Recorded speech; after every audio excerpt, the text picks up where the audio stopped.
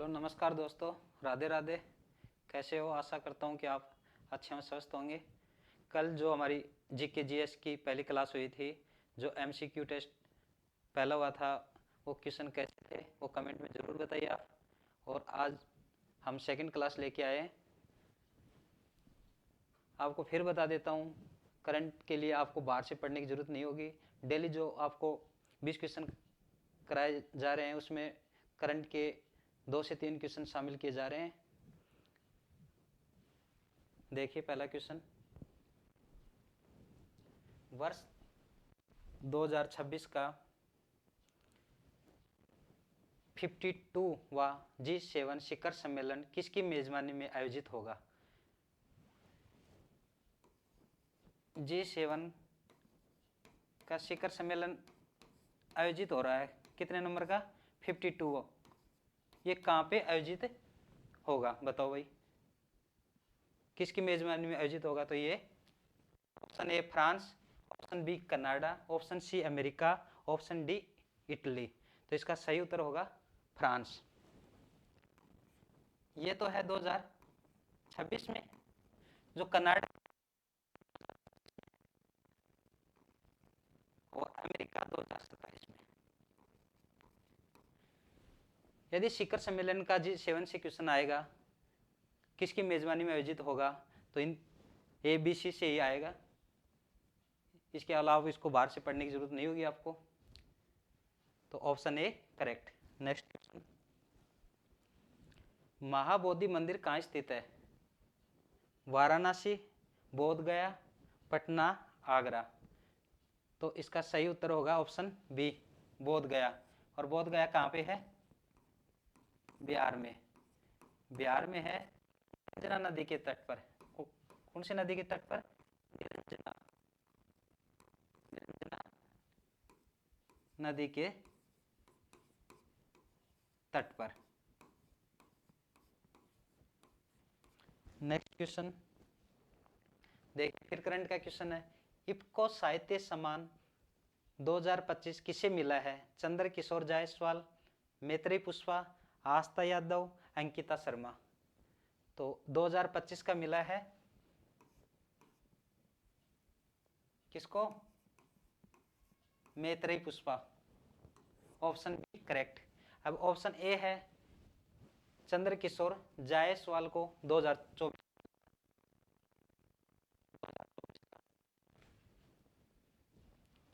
Next question, निम्नलिखित में से कौन सी पुस्तक रोमन लेखक वरिष्ठ प्लिनी द्वारा लिखी गई थी?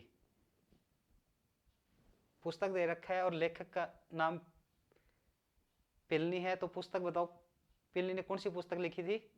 Indica, natural history, geography, periplus of the Erythraean sea. तो इसका सही उत्तर क्या होगा? Option B correct. ठीक है, अब पहले पे बात कर लेते हैं, इंडिका किसकी है? मेगास्थनीज की।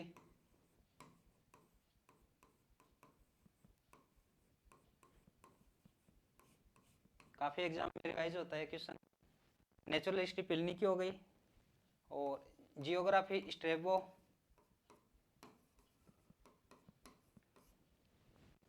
Periplus of the Erythraean sea ये विलियम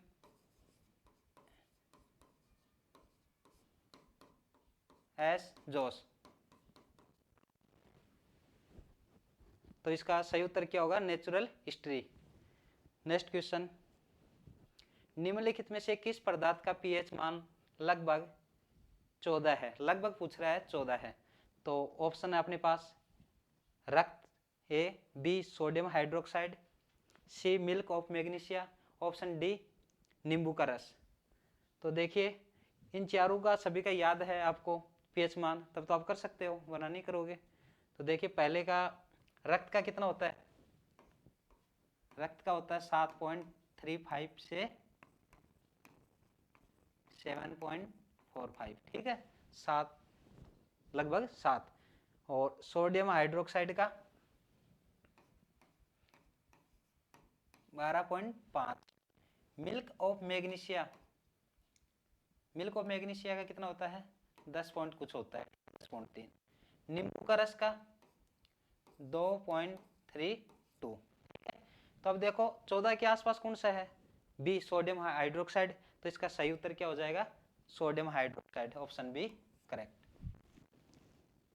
नेक्स्ट क्वेश्चन, बैंकिंग क्षेत्र के IFSC में एफ का अर्थ क्या होता है।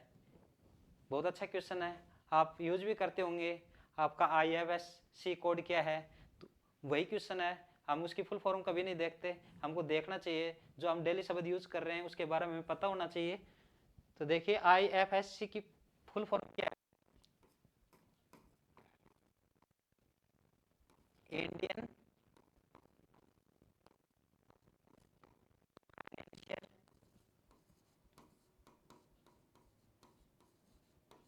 Indian financial system code.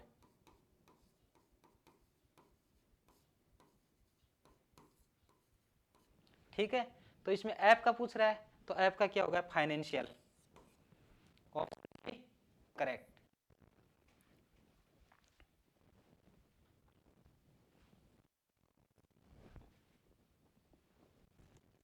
Next question, कटीली झाड़ियां किन क्षेत्रों में पाई जाती है।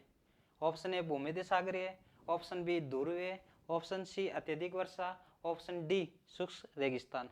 तो इसका सही आंसर होगा ऑप्शन डी शुष्क रेगिस्तान, जहां 70 सेंटीमीटर से कम वर्षा हो, शुष्क रेगिस्तान।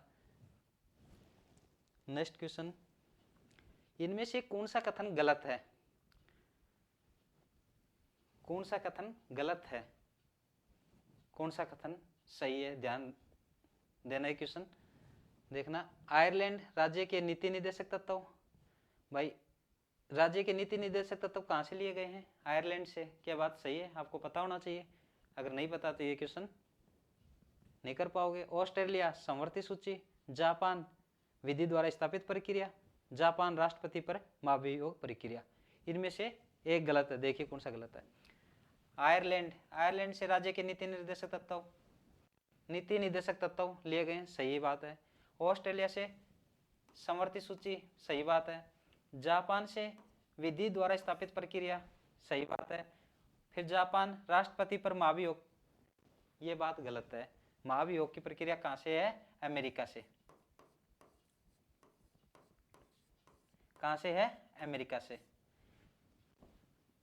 और देखिए अमेरिका से और क्या है, न्यायिक समीक्षा,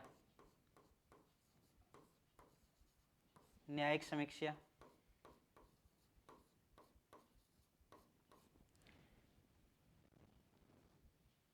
एक कथन और देख लीजिए, रूस से मूल करते हुए,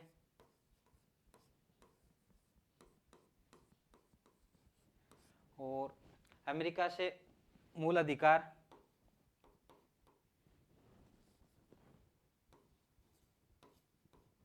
मूल अधिकार कहां से लिए गए भाई, अमेरिका से, और मूल करते हुए रूस से, और समवर्ती सूची ऑस्ट्रेलिया, राज्य के नीति निर्देशक तत्व आयरलैंड। याद रखना है चीज। तो इसका सही उत्तर क्या हो जाएगा, ऑप्शन डी। नेक्स्ट, दक्षिण भारत में मंदिरों के प्रांगण में बने ऊंचे द्वारों को क्या कहा जाता है, मंडप, अर्धमंडप, विमान, गोपुरम। दक्षिण भारत में जो मंदिरों के प्रांगण में ऊंचे द्वारों को क्या कहा जाता है भाई, गोपुरम कहा जाता है, क्या कहा जाता है, गोपुरम, ऑप्शन डी करेक्ट है। जो द्रविड़ शैली में, कौन सी शैली में, द्रविड़ शैली में। और सबसे ऊंचे गोपुरम है किस मंदिर का है, रंगनाथ स्वामी मंदिर, रंगनाथ स्वामी मंदिर कहां पे है, रंगनाथ स्वामी मंदिर तमिलनाडु में।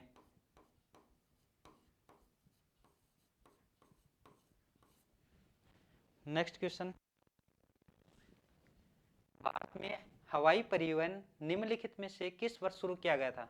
हवाई जो परिवहन है निम्नलिखित में किस वर्ष शुरू किया गया था, 1911, 1916, 1920, 1922। तो ऑप्शन ए करेक्ट, 1911, इलाहाबाद से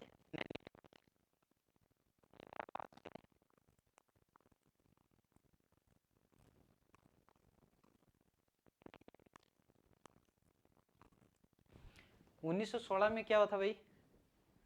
1916 में दो कथन याद रखना आप। एक तो होम रूल आंदोलन,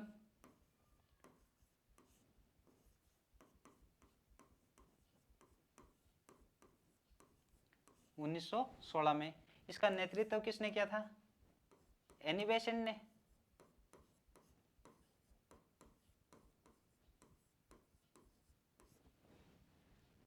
ठीक है, और एनी बेसेंट पहली कांग्रेस की पहली महिला अध्यक्ष भी थी,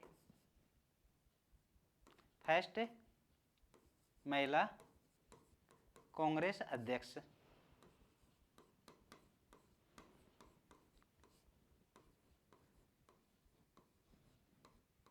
कहाँ की अध्यक्षता की थी? कलकत्ता की। कब की थी? 1917 में, याद रखना। और इसके बाद है 1920। 1920 में क्या हुआ था भाई, बताओ? और 1922 में क्या हुआ था? 1920 में अलीगढ़ विश्वविद्यालय की स्थापना हुई थी,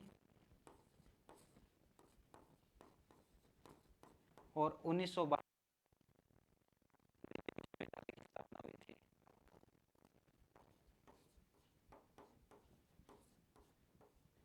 और 1916 में एक बात याद और रखना, बनारस हिंदू विश्वविद्यालय की स्थापना भी हुई थी।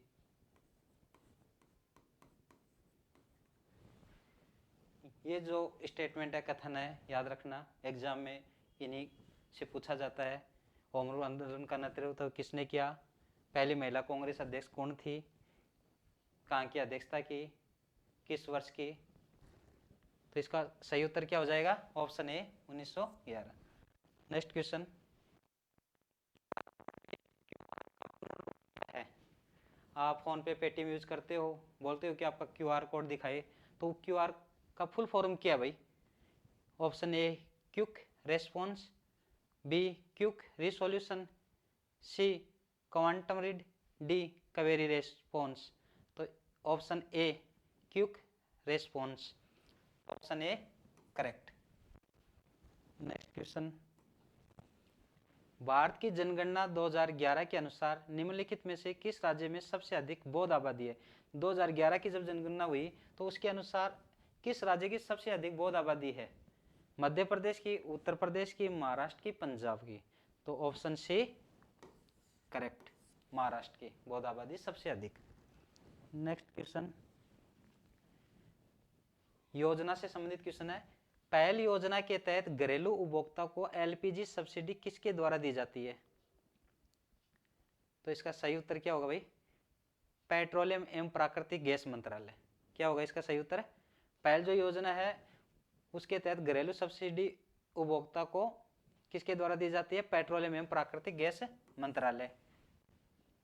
ये जो योजना कब से? 2013 से, जून 2013। नेक्स्ट क्वेश्चन, पीएम स्वनिधि योजना का उद्देश्य किसको सशक्त बनाना है? ए पथ विक्रेताओं को, बी बीपीएल परिवारों को, सी गर्भवती महिलाओं को, डी छोटे व्यवसायियों को? तो इसका सही उत्तर होगा पथ विक्रेताओं को। पीएम स्वनिधि योजना का उद्देश्य पथ विक्रेताओं को सशक्त बनाना है, और ये जून 2020 में आई थी। नेक्स्ट क्वेश्चन, कौन सा कथन असत्य है? 4 स्टेटमेंट है, इसमें से एक गलत है, वो हमें बताना है। राष्ट्रीय हरित अधिकरण नई दिल्ली, जो राष्ट्रीय एनजीटी है, नेशनल ग्रीन ट्रिब्यूनल है, उसका हेडक्वार्टर बता रखा नई दिल्ली में। तो बात सही है, नई दिल्ली में है। राष्ट्रीय हरित अधिकरण का हेडक्वार्टर कहाँ है? नई दिल्ली में, ये बात भी सही है। केंद्रीय वन्य जीव संस्थान का हेडक्वार्टर कहाँ है? देहरादून में, ये बात भी सही है। केंद्रीय प्रदूषण नियंत्रण बोर्ड नई दिल्ली, ये बात भी सही है। भारतीय वन सर्वेक्षण भोपाल, भारतीय वन सर्वेक्षण देहरादून में, तो ये क्या हो जाएगा? रॉन्ग हो जाएगा। तो ऑप्शन डी असत्य है। तो भोपाल में क्या है ये भी पता होना चाहिए आपको। तो क्या है भोपाल में?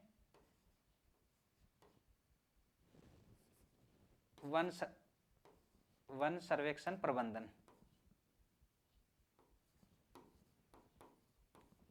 प्रबंधन संस्थान, प्रबंधन संस्थान।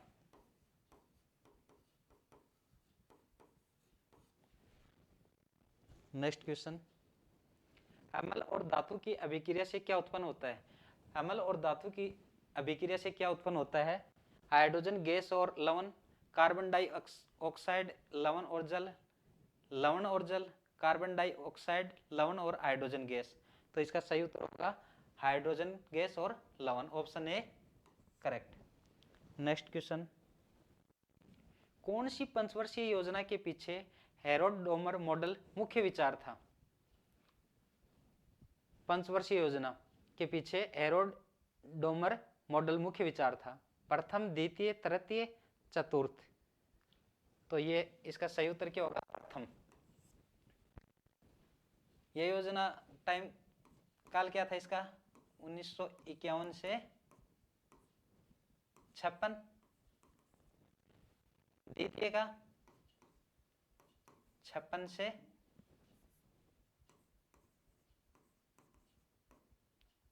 61, तृतीय का 1961 से 67 और चतुर्थ का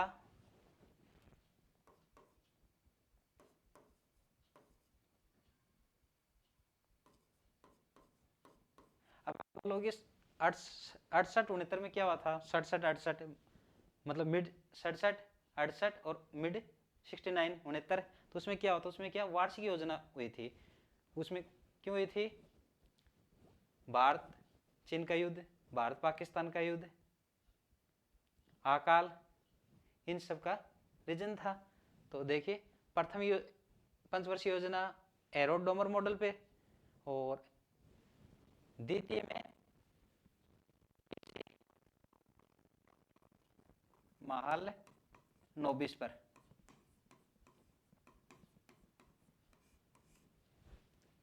ठीक है। और चतुर्थ में आप एक बात याद रखना, गॉडगिल योजना भी बोलते हैं इसको।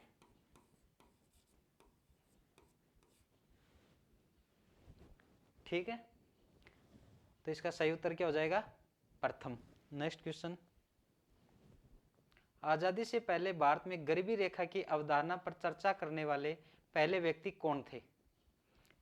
एम के गांधी, महादेव गोविंद रानाडे, बी आर अम्बेडकर, दादा भाई नारोजी। तो इसका सही उत्तर होगा दादा भाई नारोजी, ऑप्शन डी करेक्ट। इनकी एक पुस्तक भी है दादा भाई नारोजी की, poverty British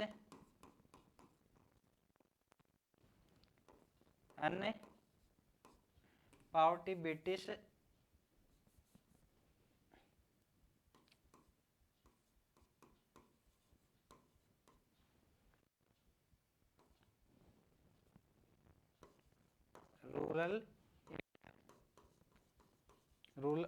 rule of India, poverty British and rule of India हो सकता है,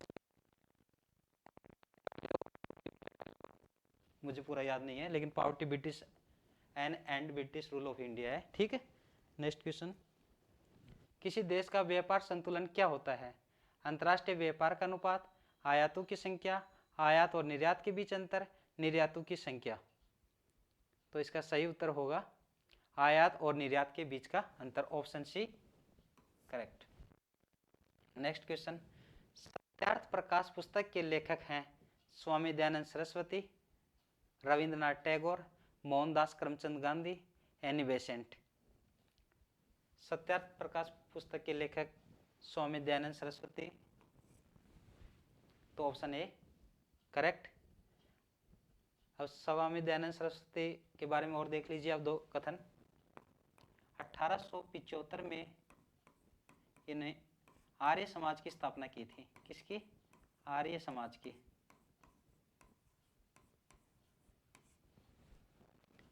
इनका एक नारा भी था, वेदों की ओर लौटो, वेदों की ओर लौटो।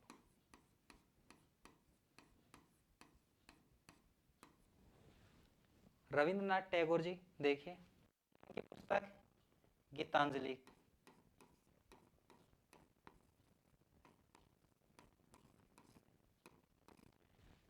ये क्वेश्चन बहुत बार रिवाइज हो चुका है, हर एग्जाम में आता है, एसएससी नहीं अदर एग्जाम में भी आता है क्वेश्चन, गीतांजलि रविन्द्रनाथ टैगोर जी। अब मोहनदास करमचंद गांधी, इनकी पुस्तक इंडिया।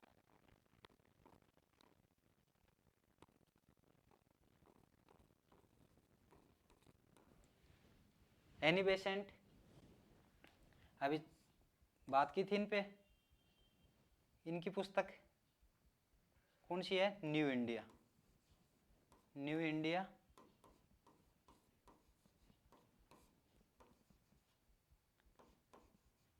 कॉमनवेल्थ, ये दो स्टेटमेंट याद रखना एनी बेसेंट के बारे में।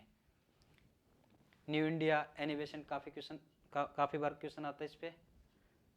चलो थैंक यू, कैसी लगी क्लास कमेंट करके ज़रूर बताना। Thank you for watching.